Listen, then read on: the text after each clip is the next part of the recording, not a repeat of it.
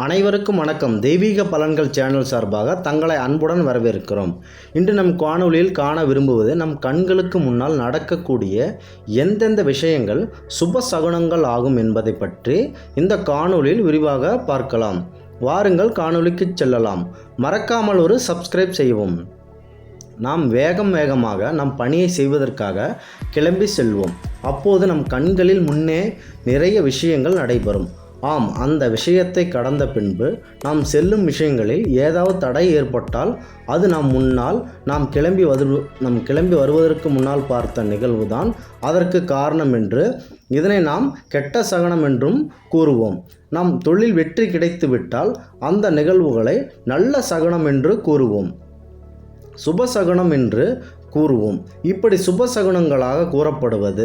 மேலும் உங்களுடைய தாய் தந்தை மற்றும் உங்களுடைய மனைவி இவர்களுடைய முக லட்சணங்கள் நீங்கள் காலையில் பார்க்கும்போது அன்றைய நாள் எந்த ஒரு கவலையும் இல்லாமல் நிம்மதியான நாளாக அமையும். இது ஒரு சுப சகுனங்கள் ஆகும். நீங்கள் காலையில் செல்லும்போது ஒரு தாய் பசு தனது கன்றுக்கு பால் கொடுக்கும் நிகழ்வை நீங்கள் பார்த்தால் அது ஒரு நல்ல சகுனம் ஆகும். மேலும் ஒரு திருமணம் நடைபெற்று மணமக்கள் அனைத்து செல்லும் நிகழ்வை நீங்கள் பார்த்தால் அன்றைய நாளும் சுப சகுனங்கள் ஆகும். அடுத்ததாக, நீங்கள் செல்லும்போது ஒரு பாம்பு புரிந்து செல்லும் காட்சியை நீங்கள் கண்டால் அதுவும் சுப சகுனம் ஆகும்.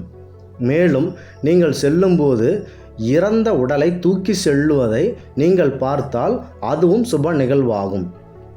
மேலும் இரட்டை மீன்கள் போன்றவற்றை நீர்நிலைகளில் நீங்கள் ஒற்றுமையுடன் பார்த்தால் அதுவும் சுப நிகழ்வாகும்.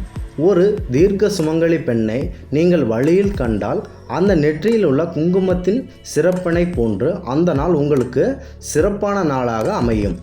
மேலும் ஒரு கரும்பு போன்றவற்றை நீங்கள் காலையில் செல்லும்போது கண்டால் அந்த கரும்பின் சுவை போன்று அன்றைய நாள் மிகவும் நல்ல நாளாகும். இதுவும் சுப நாளாகும். மேலும் யானைகள் போன்றவற்றை நீங்கள் கண்டால் அதுவும் சுப நிகழ்வாகும்.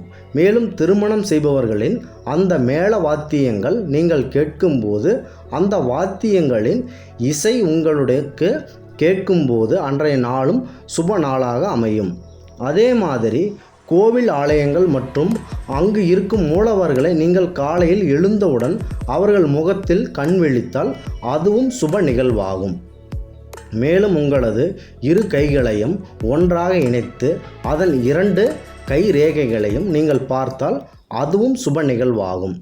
மேலும் கணபதி வாகனமான எலியை நீங்கள் பார்த்தால் அதுவும் சுப நிகழ்வாகும். மேலும் அக்னி தேவனான நெருப்பு நீங்கள் கண்டால் அந்த நாளும் சுப நிகழ்வாகும். அதன் பிறகு உங்களுடைய வாகனங்கள் தொழிலுக்கு பயன்படுத்துகின்ற அனைத்து பொருட்களுமே அன்றைக்கு சுப நாளாக அமையும். மேலும் உங்களுடைய குலதெய்வம் அவற்றின் புகைப்படத்தை நீங்கள் பார்த்து வணங்கும் போது மனதில் ஏற்படுகின்ற நிகழ்வும் ஒரு சுப சகுனம் ஆகும். அதே மாதிரி நீங்கள் தினசரி உண்ணுகின்ற அரிசி சாதமானது அதுவும் ஒரு சுப நிகழ்வாகும். மேலும் முத்து போன்ற மக்கள் உங்கள் வீடுகளில் இருந்தால் காலையில் நல்வழி வகுக்கும் அதனை பார்த்தாலும் அதுவும் சுப நிகழ்வாகும். இவ்வாறு நம்மை சுற்றி நிறைய விஷயங்கள் சுப சகுனங்களாக அமைகிறது. மேலும் ஒரு தீர்க்க சுமங்கலி பெண் நிறை குடத்துடன் தண்ணீருடன் சென்றால் அதை நீங்கள் கண்டாலும் அது